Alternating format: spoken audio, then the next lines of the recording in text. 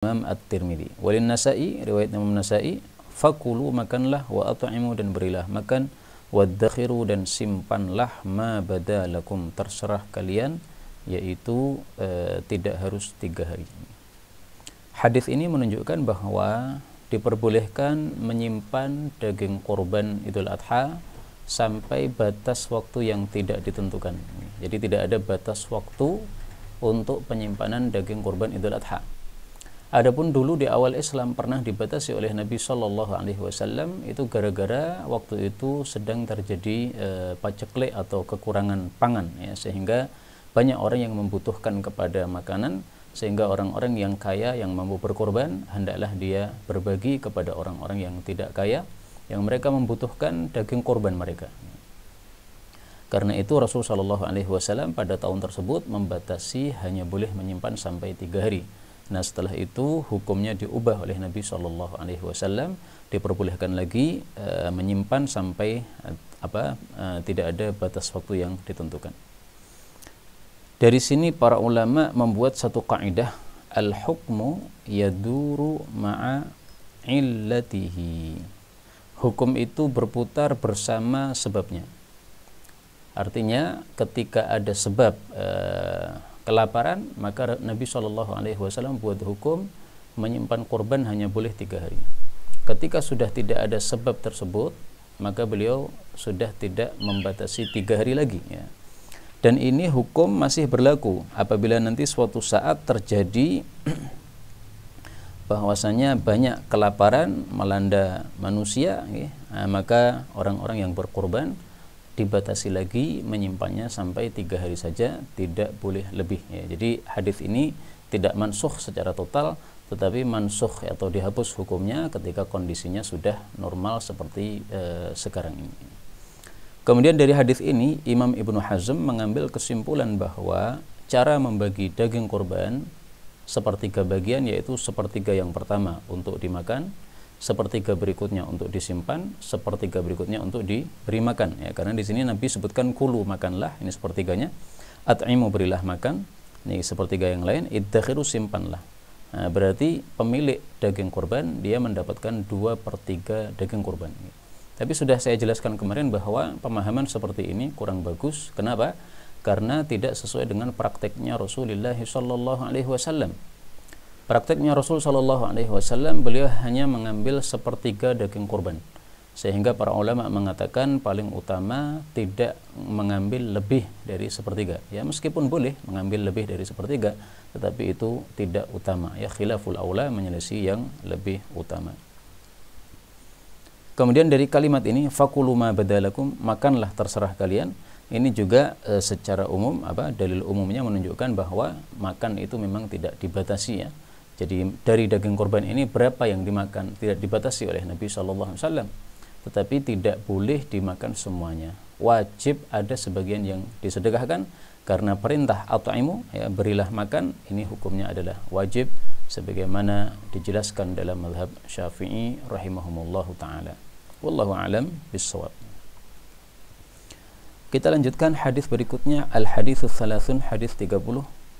An Abi Hirrin radhiyallahu anhu qala qala Rasulullah sallallahu alaihi wasallam, man ba'a, barang siapa yang menjual, jilda udhiyatihi atau udhiyatihi, kulit hewan kurbannya, fala udhiyata lahu, maka tidak ada kurban Idul Adha untuk dia. Maksudnya tidak ada pahalanya, ya. Hadis ini diriwayatkan oleh Al-Hakim. Demikian juga diriwayatkan oleh Imam Ahmad dengan lafal larangan, ya. Kalau di sini kan lafal berita, barang siapa yang menjual maka tidak ada kurban baginya. Sementara dalam riwayat Imam Ahmad larangan, fala tabi'u, kalian jangan menjual kulit kurban Idul Adha. Hadis ini bicara tentang menjual kurban kita. Adapun dagingnya, maka sepakat para ulama mengatakan bahwa dagingnya tidak boleh sama sekali dijual. Adapun kulitnya, di sini terjadi perselisihan pendapat para ulama. Tetapi paling bagus kita mengamalkan hadis ini. Barang siapa yang menjual kulit kurban Idul Adha-nya, tidak ada kurban Idul Adha untuknya. Rasulullah mengatakan la tabi'u, jangan kalian menjualnya. Nah, maka pendapat yang paling bagus, yang paling selamat, yang paling sesuai dengan sunnah Nabi SAW adalah tidak menjual kulit kurban, tetapi dibagikan atau diberikan kepada orang-orang miskin sebagaimana dilakukan oleh Rasulullah SAW pada hadis yang terkenal muttafaqun alaih, bahwa Nabi setelah menyembelih 100 ekor untanya, maka semua kulitnya, semua pakaiannya unta, semuanya disedekahkan kepada orang-orang miskin. Ya, maka ini menunjukkan bahwa itulah yang sesuai sunnah, bukan untuk dijual, tetapi disedekahkan. Di sini saya akan tampilkan apa yang dikatakan oleh Al-Imam Ibnu Katsir ketika beliau membahas masalah ini, bahwa di sini ada perselisihan pendapat. Ya. Kita buka tafsir Ibnu Katsir, kemudian kita tulis di situ bijuludiha.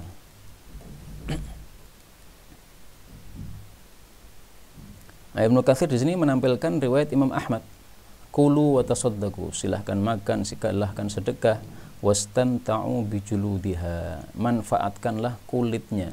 Jadi dimanfaatkan, nggak ada masalah. Kita bikin rambak, kita bikin setut atau tas dan sebagainya, ya dimanfaatkan, dipakai, nggak ada masalah. Yang dilarang adalah wala tabi'uha, jangan kalian menjualnya. Kemudian Ibnu Katsir mengatakan, wa minal ulama, sebagian ulama, man rakhasa fi dzalik, ada yang merukhsahkan, yaitu membolehkan menjual tersebut. Wa minhum man qala, ada lagi yang berpendapat yuqasimul fuqara thamanaha, hasil jualannya dibagi dengan orang-orang fakir. Ya, jadi sebagiannya dia ambil, sebagiannya diberikan kepada orang-orang fakir. Itu makna dari yuqasim. Jadi sebagiannya diberikan kepada fakir, sebagian diberikan kepada diri sendiri. Tapi ini adalah pendapat yang tidak sesuai dengan sabda Nabi Sallallahu Alaihi Wasallam. Karena itu Ibnu Katsir hanya menyebutkannya sebagai minhum man qala. Ya, ada yang mengatakan begitu, tapi ini yang tidak sesuai dengan sabda Nabi yang sangat jelas, wala tabi'uha, janganlah kalian menjualnya. Dalam hal ini perlu digarisbawahi adalah bahwasanya panitia korban itu adalah sebagai wakil dari pengkorban. Dan kaidahnya mengatakan al-wakil lahu hukmul mukil, bahwasanya orang yang menjadi wakil itu hukumnya sama dengan yang mewakilkan. Karena itu si pemilik korban tidak boleh menjual kulitnya, demikian juga panitia tidak boleh menjual kulitnya. Kalaupun dia menjual, hanya menjualkan saja, ya. Jadi hasilnya sama sekali tidak kembali ke kantong panitia, tidak masuk ke kas panitia, ya, tetapi diberikan kepada orang-orang miskin. Seperti yang saya dengar di masjid yang saya sholat padanya, itu katanya daging kulit kurbannya semuanya dijual, kemudian uangnya setelah terkumpul itu diberikan kepada orang-orang miskin atau kepada para janda. Ya, sudah ada daftar janda yang ada di kampung tersebut, daftar orang miskin yang ada di kampung tersebut. Mereka lah yang diberi uang tersebut. Nah, kalau seperti ini tidak ada masalah insya Allah, ya, karena itu bukan menjual tetapi menjualkan. Ya. Kalau dia berikan langsung kepada orang-orang miskin dalam bentuk kulit, orang-orang miskin malah bingung, ini mau diapakan kulit kayak begini. Ya. Mereka juga nggak paham menjualnya kemana. Maka dijualkan untuk memudahkan mereka mendapatkan hasilnya. Ini tidak ada masalah insyaallah ta'ala. Adapun kalau yang kita jual adalah bukan korban kita, nggak ada masalah. Misalnya banyak orang yang ngirimi daging korban kepada kita, nah kita terlalu banyak mendapatkannya, maka sebagainya dijual, nggak ada masalah. Tapi lebih bagusnya kita sedekahkan, tidak usah dijual. Kita lanjutkan hadis yang ke-31, al-haditsul hadi wa thalathun. An Ali radhiyallahu anhu qala, amarani, telah menyuruh saya, an-nabiyyu sallallahu alaihi wasallam, an aquma, bahwasanya saya mengurusi, alal budni, terhadap onta-onta, yaitu korban Nabi sallallahu alaihi wasallam, wala u'tiya, dan aku tidak memberikan, alaiha, atas onta-onta tersebut, syai'an, sesuatu pun, fi jizaratiha, di dalam upah jagalnya. Hadis muttafaqun alaih. Wa fi lafdhin, dalam lafal yang lain, wa ayyaqsima, dan bahwasanya dia membagikan, budnahu, onta-onta beliau, kullaha, semuanya, baik itu luhumaha, dagingnya dibagi, wa juludaha, kulit-kulitnya juga dibagi, wajilalaha, dan pakaiannya juga dibagi ya. Karena unta itu ada pakaian di atasnya ya. Sebelum ditunggangi, nah itu ditutupi dengan pakaian dulu, dengan kain. Nah itu kainnya juga termasuk yang disedekahkan kepada orang-orang miskin.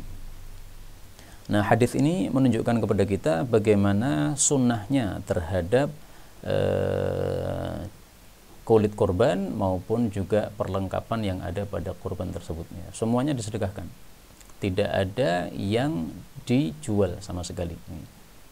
Kalau hanya menjualkan, membantu menjualkan, nggak ada masalah ya. Tapi kalau menjual kemudian memanfaatkan uang hasilnya, nah, maka inilah yang tidak sesuai dengan sunnah Rasulullah SAW. Kemudian hadis ini menunjukkan bahwa al-jizarah atau al-jazar, penjagal, tidak boleh dikasih upah berupa daging kurban.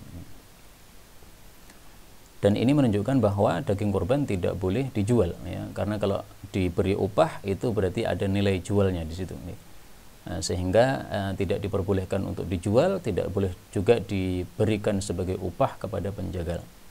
Adapun kalau diberikan kepada penjagal sebagai hadiah tidak ada masalah ya.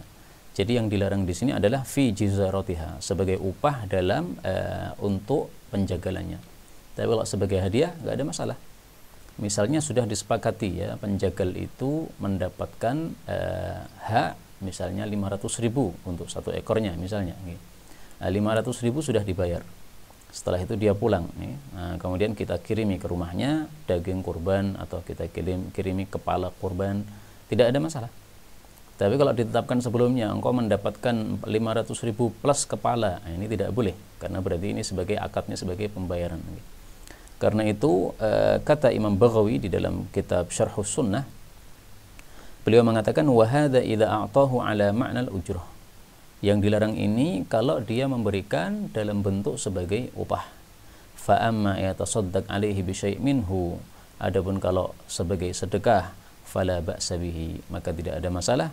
Hadza qaulu aktsari ahli ilm, dan itulah pendapatnya mayoritas atau kebanyakan para ulama. Karena memang sebagian ulama berpendapat sama sekali penjagal tidak boleh dikasih. Nah, itu tidak sesuai dengan makna dari hadis ini ya. Fi jizaratiha, di dalam penjagalannya, artinya sebagai upah penjagalannya. Bukan berarti tidak boleh memberi sama sekali ya, sebagaimana dijelaskan oleh Al-Imam Al-Baghawi rahimahullahu taala. Nah, termasuk yang berpendapat tidak boleh memberikan sama sekali kepada penjagal itu adalah guru kami Syekh Mustafa Al-Adawi hafizahullahu taala. Dalam satu kajian tentang korban Idul Adha yang saya paham dari penjelasan beliau, sama sekali tidak boleh memberikan kepada penjagal. Tapi pendapat mayoritas ulama adalah boleh apabila memberikannya bukan dalam bentuk upah. Hadis berikutnya, hadis 32. An Aliyin radhiyallahu anhu annahu, bahwasanya Ali kana yudhi, adalah biasanya korban Idul Adha bikabsyaini, dengan 2 kambing kibas jantan. Jadi kabsyain itu kambing kibas, berarti termasuk domba, dan dia jantan. Kalau betina tidak disebut kabsyain. Ahaduhuma, salah satu dari 2 kambing tadi, anin nabiyyi sallallahu alaihi wasallam, untuk Nabi sallallahu alaihi wasallam yang sudah wafat ya. Wal akhar, sementara kambing yang lain, an nafsihi, untuk dirinya. Faqila lahu, maka dikatakan kepadanya, maksudnya ditanyakan, kenapa kamu korban 2 ya. Faqala, maka dia mengatakan, amaroni bihi, Nabi menyuruh saya, yaitu berwasiat kepada saya dengan hal itu. Fala ada'uhu, maka aku tidak meninggalkannya abadan, selama-lamanya. Hadis diriwayatkan oleh At-Tirmidzi dan dia mengatakan gharib. Dan Imam Tirmidzi kalau mengatakan gharib itu maksudnya dhaif ya. Kalau mengatakan gharib saja maka maksudnya dhaif. Kemudian Imam Tirmidzi mengatakan waqad rakhasa, dan sungguh telah membolehkan ba'du ahli ilmi, sebagian ulama, ayyudhha 'anil mayyit, untuk dikorbankan Idul Adha dari mayit. Walam yara ba'duhum ayyudhha anhu, dan tidaklah berpendapat sebagian mereka untuk dilakukan hal itu. Jadi diperselisihkan oleh para ulama ya.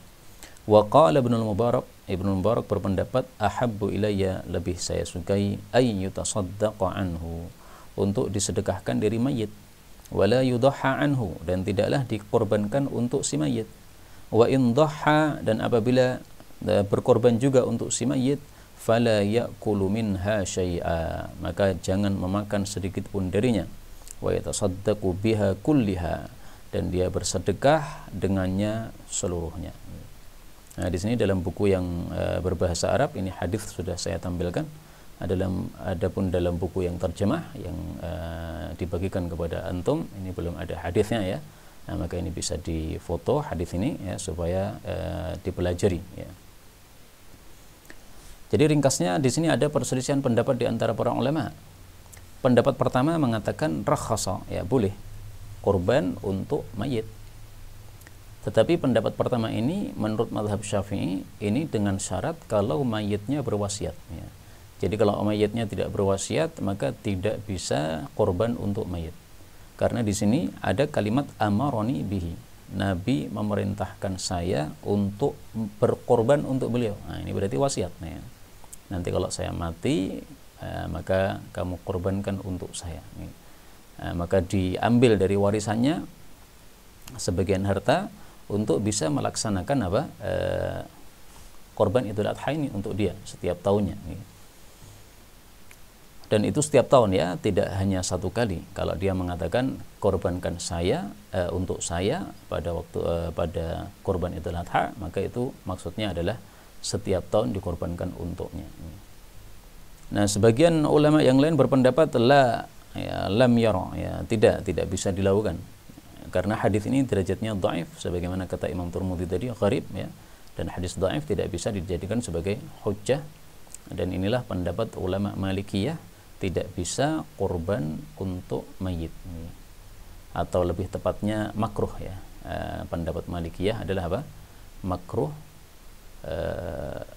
Saya lupa ya Malikiyah apakah makruh ataukah tidak boleh. Saya ingat saya tidak boleh. Imam Malikiyah, mazhab Malikiyah berpendapat tidak bisa kurban untuk mayit.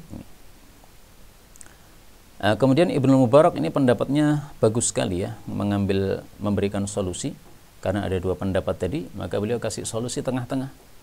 Udahlah, tetap saja berkorban ya, tetapi korbannya bukan untuk mayit. Korbannya untuk diri kita sendiri, tapi kemudian semua dagingnya disedekahkan. Atau tidak kita korbankan, ya kita sedekahkan. Misalnya korban berapa butuhnya? Satu kambing 2 juta. Nah, 2 juta ini tidak digunakan untuk beli kambing, tetapi digunakan untuk sedekah kepada orang-orang fakir, dan pahala sedekahnya diberikan kepada orang yang sudah mati. Bisa juga kambing kurban ya, kita kurban 2, satu untuk kita, satu lagi juga untuk kita. Jadi kambing kurban 2 kan tidak ada masalah. Jadi korban tidak dibatasi harus 1 ya. 1 itu adalah minimalnya. Tapi kalau dia korban 2, 3, 4, 5 silahkan aja, nggak ada masalah. Dan kalau kita korban 2 misalnya, maka 1 adalah untuk kita, 1 lagi juga untuk kita. Tetapi daging yang korban kedua ini kita sedekahkan semuanya, dan niat sedekahnya adalah diberikan kepada mayit. Sedekah untuk mayit ini pahalanya untuk mayit ini sesuai dengan sabda Nabi sallallahu alaihi wasallam. Tasaddaqtum ya. Rasul sallallahu alaihi wasallam bersabda, "Lau kana musliman, andaikan bapakmu yang sudah mati itu seorang muslim, fa'ataqtum anhu, lalu kalian memerdekakan budak untuk beliau, au tasaddaqtum anhu, atau kalian sedekah untuk beliau, au hajjtum anhu, atau kalian haji untuk beliau, balaghahu dzalik, niscaya pahalanya sampai kepada beliau." Hadis riwayat Abu Dawud dari Abdullah bin Amr bin As, sahih. Jadi ceritanya Amr bin As ini bapaknya berwasiat ya. Bapaknya mati kafir nih. Bahwasanya anak-anaknya suruh untuk memerdekakan budak untuk bapaknya kalau sudah mati nanti. Maka Amr bin As ini bertanya kepada Nabi SAW, ini sudah kami lakukan sebagiannya, apakah kita lanjutkan ataukah tidak? Ya, karena dia matinya mati kafir, sementara orang kafir tidak ada pahala untuknya. Maka dijawab oleh Nabi SAW, andai dia muslim, kalian sedekah, memerdekakan budak, sedekah, haji, maka bisa sampai. Tapi karena dia kafir, nggak bisa sampai. Nah, di sini Nabi hanya menyebutkan 3, memerdekakan budak, sedekah, dan haji. korban tidak disebutkan padanya. Karena itu kata Al-Imam Ibnul Mubarak, lebih saya sukai untuk disedekahkan untuk si mayit, tidak dikorbankan untuk si mayit. Tapi Ibnu Mubarak masih longgar ya, dia mengetahui ada pendapat yang membolehkan. Maka dia mengatakan kalaupun tetap berkorban untuk mayit, maka jangan makan sedikit pun dari daging tersebut. Harus disedekahkan semuanya. Kenapa? Karena ketika sudah engkau korbankan untuk mayit, berarti ini menjadi hak milik mayit. Kalau menjadi milik mayit, engkau tidak boleh makan kecuali dengan izin dia. Nah, sementara minta izin kepada mayit tidak mungkin, karena dia sudah mati, tidak bisa bicara. Karena itulah dikatakan oleh guru kami, ini saya tampilkan perkataan beliau dalam nazam tentang korban Idul Adha. Beliau mengatakan, wa wajibun bi kulliha tusaddaqu ilmayyitun bil inni laisa yantiqu. Wajib seluruhnya disedekahkan, karena mayit itu tidak bisa mengucapkan kata-kata mengizinkan. Nah, ini alasannya kenapa tidak boleh makan dari korban yang diniatkan untuk mayit. Wallahu a'lam bissawab. Kita lanjutkan hadis 33. An Jubair bin Mut'im radhiyallahu anhu qala qala Rasulullah sallallahu alaihi wasallam, wa kullu, dan seluruh ayyamit tasyrik, hari-hari tasyrik, dzabhun adalah hari penyembelihan kurban. Hadis riwayat Imam Ahmad. Hadis ini bicara tentang waktu penyembelihan kurban Idul Adha. Diperselisihkan oleh para ulama. Mazhab Syafi'i mengatakan bahwa waktunya 4 hari. Hari Raya Idul Adha dan 3 hari setelahnya, berarti 4 hari. Menurut mazhab Hambali hanya 3 hari, yaitu Hari Raya Idul Adha dan 2 hari setelahnya. Berarti akhir hari tasyrik sudah bukan waktu untuk kurban Idul Adha. Tapi uniknya justru Imam Ahmad meriwayatkan seluruh hari tasyrik adalah waktu untuk menyembelih kurban Idul Adha. Pendapat yang lain, tapi pendapat ini syadz, jangan dipakai ya, bahwasanya waktu penyembelihan kurban Idul Adha itu sampai akhir bulan Dzul Hijjah. Jadi tanggal 30 Dzul Hijjah besok, masih lama ya. Maka ini pendapat yang syadz, janggal, tidak sesuai sunnah Nabi SAW, jangan diamalkan. Kemudian dari hadis ini juga kita ambil satu masalah fikih yang lain. Bolehkah menyembelih kurban Idul Adha pada malam hari? Menurut mazhab Syafi'i boleh. Jadi enggak ada masalah kurban siang hari maupun malam hari. Menurut mazhab Maliki makruh ya. Jadi yang dimakruhkan dalam mazhab Maliki ini adalah apa? Waktunya. Waktu menyembelih pada malam hari. Hadis ini mengatakan kullu ayyam, setiap hari-hari tasyrik. Kata-kata ayam jamak dari yaum. Yaum itu mencakup siang sama malam.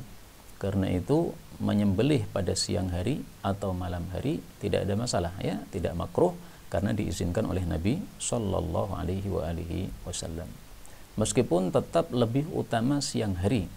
Kenapa? Pertama, karena sesuai dengan prakteknya Rasulullah sallallahu alaihi wasallam. Yang kedua, karena menyembelih pada siang hari ini lebih memudahkan bagi orang-orang miskin untuk mendapatkan dagingnya. Karena ketika ada penyembelihan siang hari, orang-orang miskin akan mengetahuinya ya. Tapi kalau malam hari, apalagi zaman dulu gelap gulita ya, belum ada lampu, maka kalau ada orang korban malam-malam nggak ada yang tahu, sehingga menyebabkan orang-orang miskin jadi susah untuk mendapatkan tidak mudah untuk mendapatkan daging yang mereka perlukan ya. Wallahu a'lam bissawab. Nah, kemudian tasyrik ini adalah nama untuk 3 hari setelah Hari Raya Idul Adha. Dari kata-kata syarraqa yusyarriku ya, menjemur daging, karena setelah berkorban pada Hari Raya Idul Adha, kemudian pada 3 hari setelahnya itu biasanya orang-orang menjemur daging. Maka disebut sebagai hari tasyrik atau hari penjemuran daging. Kita lanjutkan hadis berikutnya, hadis 34. An Anas radhiyallahu anhu qala naha Rasulullah sallallahu alaihi wasallam, Nabi sallallahu alaihi wasallam melarang an saumi sittati ayyamin, dari puasa 6 hari minas sanah, dalam 1 tahun. Yang pertama adalah thalathati ayyamit tasyrik, 3 hari tasyrik. Yang kedua yaumil fitri wa yaumil adha, hari raya Idul Fitri dan hari raya Idul Adha. Yang ketiga wa yaumil jumu'ati mukhtassatan, dan hari Jumat yang dikhususkan untuk berpuasa minal ayyam, dari hari-hari yang lainnya dalam sepekan. Hadis riwayat Tayalisi dalam musnadnya, dan hadis ini derajatnya sahih. Hadis ini menunjukkan bahwa dalam 1 tahun itu yang kita dilarang untuk puasa adalah ada 6 hari. 3 hari tasyrik tambah 2 hari raya berarti 5 hari, tambah hari Jumat kalau dikhususkan. Nah, tapi saya bagi menjadi 3 tadi ya. Pertama adalah 3 hari tasyrik. Karena 3 hari tasyrik ini hukum larangannya adalah haram kecuali untuk orang-orang haji yang dia tidak mendapatkan hadiyu. Maka diperbolehkan dia untuk mengganti penyembelihan hadiyunya dengan berpuasa 10 hari ya. 3 hari di Mekah, kemudian 7 harinya ketika sudah pulang ke kampung masing-masing. Sebagaimana disebutkan oleh Allah Subhanahu wa taala dalam Al-Qur'an, tilka asyaratun kamilah dzalika liman lam yakun ahluhu hadiril masjidil haram. Surat Al-Baqarah ayat 196. Faman lam yajid, barang siapa yang tidak mendapati binatang hadiyu untuk disembelih, fasiyamu thalathati ayyamin fil haji, maka puasa 3 hari pada waktu haji, yaitu maksudnya ketika masih di Mekah, wa sab'atin idza raja'tum, dan 7 hari ketika sudah pulang ke rumah masing-masing. Nah, 3 hari pada saat haji ini paling bagusnya sebelum hari Arafah ya, sebelum tanggal 7 Dzulhijjah. Tetapi seandainya itu dilakukan pada hari-hari tasyrik tidak ada masalah, sebagaimana diriwayatkan oleh Imam Bukhari dari perkataan Aisyah radhiyallahu anha, dirukhsahkan oleh Nabi SAW untuk puasa hari tasyrik bagi orang-orang tersebut. Adapun hari Idul Fitri dan Idul Adha, maka di sini haramnya secara mutlak, tidak ada yang diperkecualikan dari larangan tersebut. Bahkan kalau ada seseorang yang bernadzar untuk melakukan puasa dan puasanya ternyata bertepatan dengan hari raya Idul Fitri atau Idul Adha, maka dia tetap tidak boleh melakukan puasa padanya, meskipun penunaian nazar adalah hukumnya wajib. Maka caranya adalah dia harus mengqadha pada hari yang lain, pada 1 hari setelahnya misalnya Idul Fitri ya, maka pada tanggal 1 Syawal dia mengqadhanya. Adapun puasa hari Jumat secara khusus, maka ini hukumnya adalah makruh ya, tidak sampai kepada haram sebagaimana disebutkan oleh para ulama fikih. Tetapi meskipun makruh, hendaklah tetap kita menghindarinya, karena larangan Nabi SAW sepantasnya untuk kita tinggalkan, baik itu haram maupun itu makruh. Dan ini maksud larangan ini adalah mengkhususkan hari Jumat karena Jumatnya. Kalau mengkhususkan hari Jumat bukan karena Jumatnya, jadi puasa hari Jumat saja tetapi bukan karena Jumatnya, tidak ada masalah. Misalnya seseorang yang biasa puasa Arafah, nah Arafah bertepatan hari Jumat, tidak ada masalah, puasa Arafah saja berarti puasa hari Jumat saja.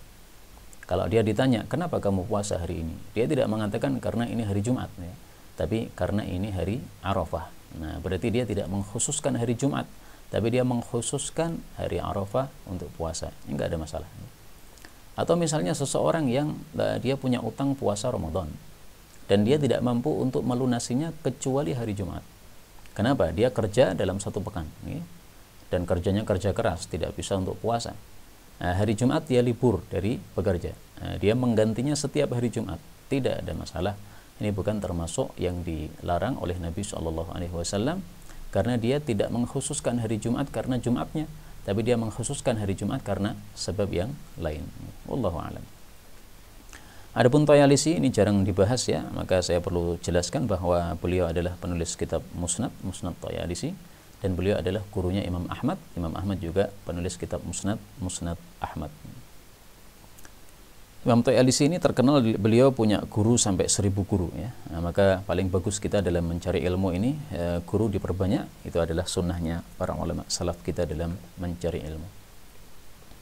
Kita lanjutkan hadis berikutnya, hadis 35. An Ibnu Abbas radhiyallahu anhuma anna Rasulullah sallallahu alaihi wasallam arsala, mengutus, saihan, seseorang yang berteriak, yasihu, yang dia meneriakkan atau mengumumkan dengan keras, alla tasumu hadhil ayyam, janganlah kalian puasa hari-hari ini, maksudnya hari-hari tasyrik. Fa innaha ayyamu aklin, karena dia adalah hari-hari makan, wa syurbin, dan minum, wa bi'alin, dan bi'al. Wal bi'al, kata-kata bi'al itu maksudnya wiqa'un nisa, hubungan intim dengan para istri. Ya. Hadis riwayat Tabarani dengan sanad yang hasan, demikian disebutkan dalam kitab Majma' Zawaid karya Al-Haythami. Ya. Nah, hadis ini sebagian orang salah paham, termasuk saya dulu salah paham. Saya mengira bahwa maksud hadis ini adalah dihasungkan pada hari-hari tasyrik selain untuk zikir kepada Allah Subhanahu wa taala sebagaimana dalam riwayat Imam Muslim, juga dihasungkan untuk bi'al, untuk hubungan intim. Karena disebutkan oleh Nabi ini hari makan, minum, hubungan intim. Nah, ternyata dijelaskan oleh para ulama, ini kejadiannya ketika Nabi SAW haji. Nah, orang haji kan sebelum hari raya Idul Adha, itu mereka masih dalam kondisi ihram. Dan juga pada hari raya Idul Adha-nya masih dalam kondisi ihram. Kecuali nanti setelah selesai dia tawaf ifadah, baru sudah halal dia untuk jima. Ya. Nah, maka maksud Nabi SAW di sini, setelah kamu orang-orang haji tidak boleh untuk hubungan intim selama masa ihram itu, nah sekarang sudah masuk hari makan minum boleh hubungan intim. Nah, sehingga bukan berarti hari tasyrik itu adalah hari hubungan intim untuk seluruh orang, ya, tapi maksudnya sudah diperbolehkan untuk hubungan intim bagi orang-orang yang haji. Karena itu apa yang dulu saya jelaskan bahwa dihasungkan untuk hubungan intim pada hari raya tasyrik, maka ini perkataan saya tidak benar. Ini saya ralat pada pertemuan kali ini. Barangkali mungkin ada yang pernah mendengarnya pada tahun-tahun sebelumnya dulu. Maka kata-kata saihan, ya, orang yang ditugasi Nabi untuk mengumumkan dengan suara keras ini adalah Fudail bin Warqa. Dia dulu seorang kafir tapi kemudian masuk Islam pada Fathu Makkah. Nah, diutus oleh Nabi untuk meneriakkan. Dalam riwayat Daraqutni disebutkan, ya, bahwasanya dia itu adalah Fudail bin Warqa ala jamalin awraq. Dia naik onta, kemudian dia meneriakkan pengumuman ini. Nah, meneriakkannya kapan? Nah, itu disebutkan, ya. Yasihu fi fijaji Mina. Dia mengumumkannya itu pada jalan-jalan di kota Mina. Nah, jadi ini bagi orang-orang haji. Nah, jelas dari tambahan ini, yasihu fi fijaji Mina, bahwasanya hal ini maksudnya adalah pengumuman bagi orang-orang yang haji yang sudah beberapa hari tidak boleh untuk hubungan intim. Nah, baru diizinkan oleh Nabi SAW untuk hubungan intim pada hari-hari tasyrik ini. Kemudian kata-kata bi'al ini diperselisihkan oleh para ulama, apakah sahih ataukah tidak. Kalau di sini dikatakan bisanadin hasan, dengan hasanat yang baik, ya, kata Al-Haythami. Tapi kata Ibnul Mulaqqin bahwa hadis-hadis tentang hari makan minum pada hari tasyrik ini sahih tanpa kata-kata bi'al. Jadi tambahan kata bi'al ini adalah ziyadah dha'ifah, satu tambahan yang dhaif menurut Ibnul Mulaqqin. Hadis-hadis tentang hari tasyrik ini ringkasnya ada 5 yang disampaikan Nabi. Pertama hari makan, kedua hari minum, 3 hari zikir kepada Allah Subhanahu wa taala, yang keempat hari salat, memperbanyak salat, yang kelima hari hubungan intim tadi. Nah, maka yang dhaif adalah tambahan bi'al ini. Adapun tambahan hari zikir kepada Allah Subhanahu wa taala itu diriwayatkan oleh Imam Muslim, sahih berarti, ya. Adapun tambahan salat saya belum pernah mencarinya, tetapi itu sudah masuk dalam kategori zikir karena salat termasuk zikir kepada Allah Subhanahu wa taala. Baik, inilah kaum muslimin rahimani wa rahimakumullah, hadis-hadis yang dapat kita pelajari pada sore hari ini. Insyaallah hadis 36 dan seterusnya sampai akhir kita pelajari pada waktu yang akan datang insyaallah taala. Sisa waktu kalau ada pertanyaan kita bahas pada sore hari ini. Baik, ini ada pertanyaan, mohon penjelasan mengenai hukum berkorban sapi secara berserikat tapi jumlahnya lebih dari 7 orang. Tidak boleh, karena dibatasi oleh Nabi SAW sampai 7 orang, sehingga tidak sah, ya. Itu sama dengan orang korban kambing tapi lebih dari 1 orang, tidak sah juga. Nah, supaya sah bagaimana? Supaya sah, ini sapi lebih dari 7 orang, misalnya 14 orang, ya. Maka uang yang terkumpul ini disedekahkan kepada atau dihibahkan kepada 7 orang dari mereka. Setelah itu 7 orang inilah yang akan berkorban. Tapi supaya semuanya dapat pahala, maka ketika berkorban mengatakan, ya Allah terimalah dari kami 7 orang ini dan juga dari sahabat-sahabat kami yang 14 orang ini. Kalau begitu bisa sah. Daging korban didistribusikan untuk non-muslim yang hidup bertetangga di masyarakat. Bagaimana hukumnya? Nah, ini masalah ini juga khilafiyah ya. Menurut mazhab Hambali boleh membagikan daging korban kepada non-muslim, yang penting non-muslimnya bukan kafir harbi ya, tapi kafir dhimmi atau kafir yang tidak bermasalah dengan kita, tidak berperang dengan kita. Dalam mazhab Syafi'i dilarang hal tersebut. Tapi saya tidak meneliti secara lebih mendetail dalam mazhab Syafi'i apakah ada perinciannya, karena dalam sebagian kitab saya baca itu ada mazhab Syafi'i mengatakan haram dan makruh ya. Yaitu ada kondisi di mana haram memberikan, ada kondisi di mana makruh memberikan kepada non muslim. Kalau korbannya adalah korban wajib, maka haram diberikan kepada orang non muslim.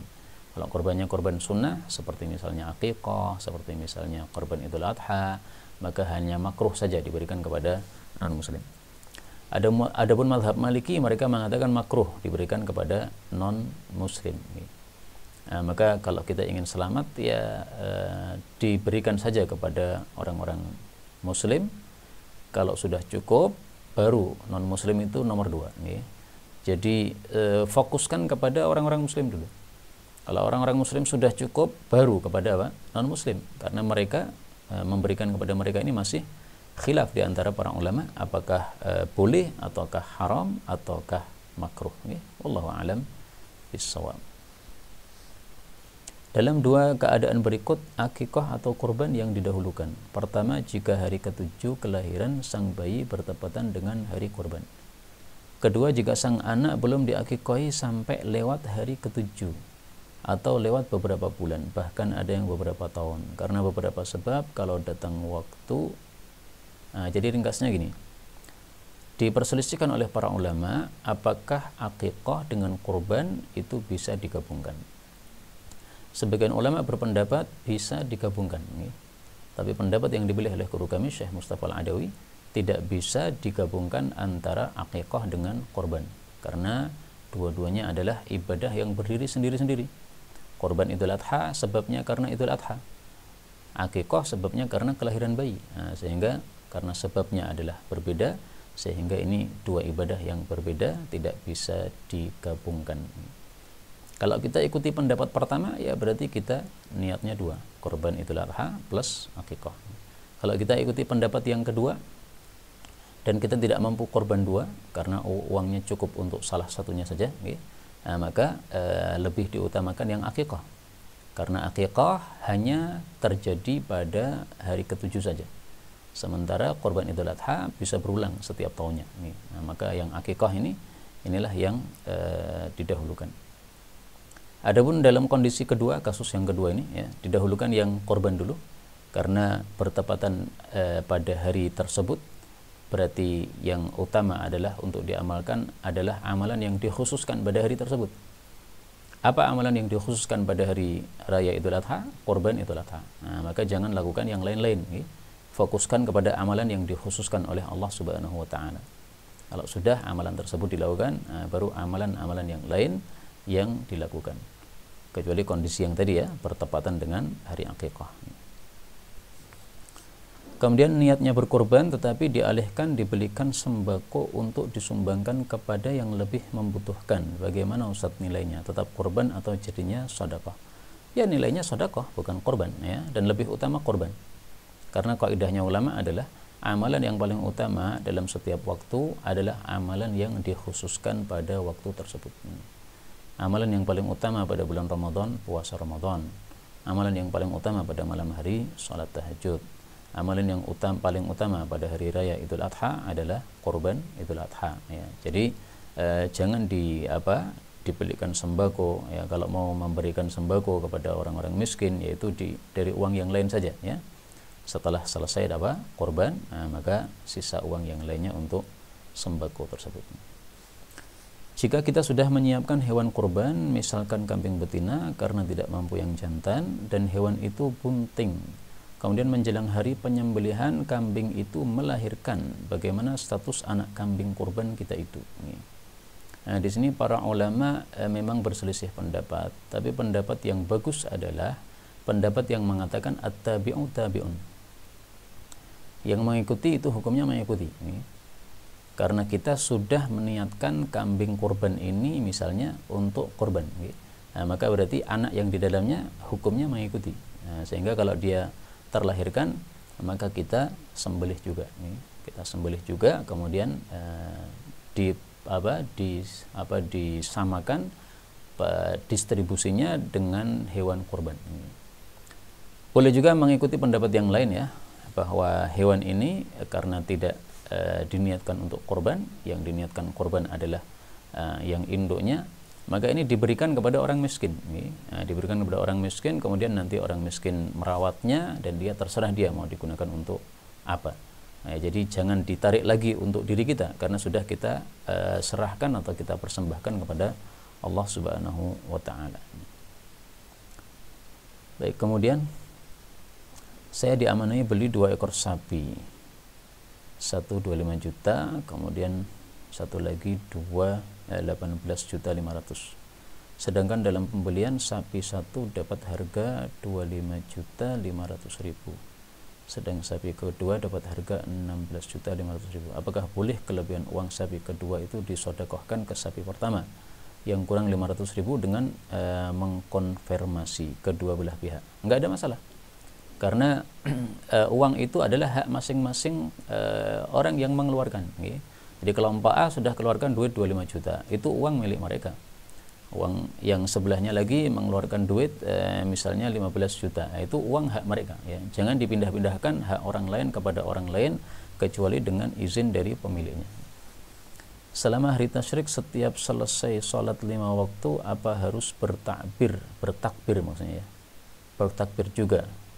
Selama hari tasyrik setiap selesai sholat 5 waktu apakah harus bertakbir? Kewajiban takbir tidak ada ya, adanya adalah hasungan untuk takbir atau hasungan untuk memperbanyak takbir. Nah, yang ditanyakan ini adalah takbir muqayyad, yaitu takbir yang dilakukan bersama imam pada selesai sholat 5 waktu. Itu hukumnya adalah diperbolehkan ya, dilakukan oleh para sahabat-sahabat Nabi Shallallahu Alaihi Wasallam, tapi tidak sahih dari Nabi Shallallahu Alaihi Wasallam. Karena itu bebas saja, ya, sebagaimana fatwa guru kami Syekh Mustafa Al-Adawi, yang mau takbiran silahkan, yang tidak mau takbiran juga silahkan. Dengan kata lain, yang mau takbiran memiliki qudwah, yaitu para sahabat yang melakukan. Yang tidak takbiran juga memiliki qudwah, yaitu dia berdasarkan bahwa tidak ada riwayat sahih dari Nabi Shallallahu Alaihi Wasallam. Kemudian yang takbiran juga bebas, mau takbiran bersama-sama silahkan, yang mau takbiran sendiri-sendiri juga silahkan. Jadi satu suara nggak apa-apa ya, karena dalam hadis disebutkan hatta yartajja minan takbiron, mina itu sampai bergema takbir. Nah, kata-kata bergema takbir ini tidak terjadi kecuali kalau takbirnya bersamaan.